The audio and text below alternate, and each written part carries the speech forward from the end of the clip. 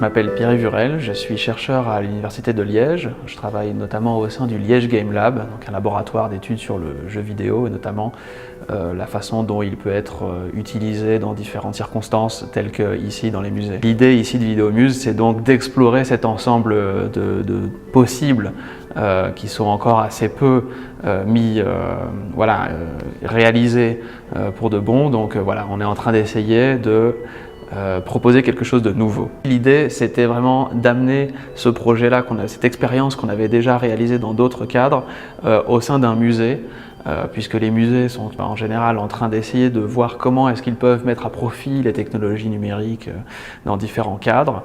Et donc là, voilà, c'est comme ça que ça s'est passé. Là, en l'occurrence, dans ce projet-ci particulièrement, c'est une équipe très diverse et variée. Il y a à la fois des gens qui n'avaient jamais joué à un jeu vidéo et des gens qui avaient, je vais le dire en caricaturant, mais qui n'avaient presque jamais mis les pieds au musée. Quand je suis arrivée ici, j'ai été hyper étonnée en fait de l'âge de l'équipe et je me suis dit franchement ça peut être super cool de travailler avec des personnes avec qui j'ai pas du tout l'habitude de travailler. Ce qui m'a intéressé dans le jeu Vidéomuse, c'était le fait de devoir faire un jeu, de jouer, de quelque chose de très ludique, mais aussi c'est quelque chose qui a trait à l'art, aux œuvres qui se trouvent dans l'Artothèque. Ces deux aspects qui pour moi sont extrêmement importants, c'est-à-dire la culture et entre autres le jeu vidéo, parce que j'ai baigné dedans quand j'étais petit. Et je me disais qu'allier les deux et faire la promotion des deux par un travail collaboratif qui prenait les avantages des deux thèmes, je me disais que ça pouvait être sympa, quoi.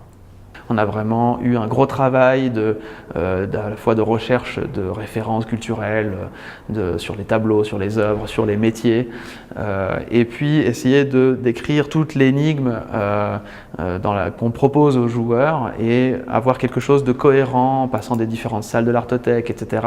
Ça, c'était déjà un boulot relativement monstrueux qui a été réalisé avec brio par l'équipe ici. Et puis, par ailleurs, on a aussi travaillé sur la programmation. Donc là, j'ai tout d'abord initié une partie de l'équipe à un logiciel qui permet de créer des jeux sans avoir à apprendre de A à Z tout un langage de programmation. Ça permet d'accélérer le processus, mais ça demande quand même pas mal de boulot aussi.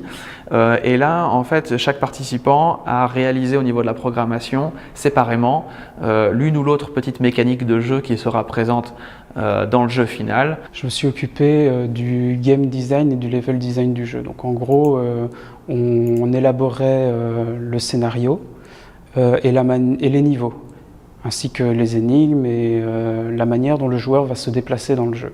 Ce qui m'intéressait dans cette expérience, c'est évidemment, pour moi, c'est l'écriture du scénario.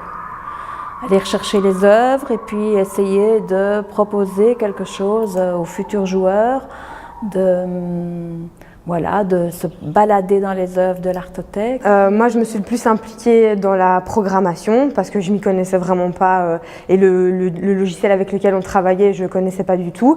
Et je me suis dit, bon allez, il faut pas faire que ce que tu sais bien faire, il faudrait aussi que tu apprennes quelque chose de cette expérience. Le fait de travailler avec des personnes qui sont dans la culture, mais qui ne sont pas forcément dans le jeu vidéo, ou avec des personnes qui sont dans la programmation pure, mais pas forcément le jeu vidéo ni la culture, c'était vraiment très intéressant parce qu'on a eu toute une panoplie de personnes qui venaient, qui pouvaient apporter leur propre vision au projet.